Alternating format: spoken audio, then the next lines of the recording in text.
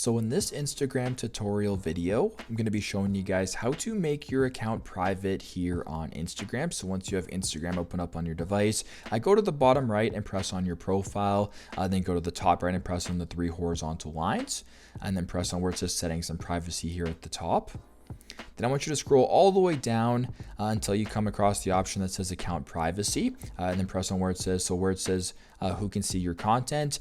There's four different options: account privacy, close friends, blocked, hide story, and live. I want you to go to where it says account privacy and press on that. And then if you want to make your account private, simply just press on this bar and make it private right here. So if you want to switch it to private, you can go ahead and press on the blue switch to private option.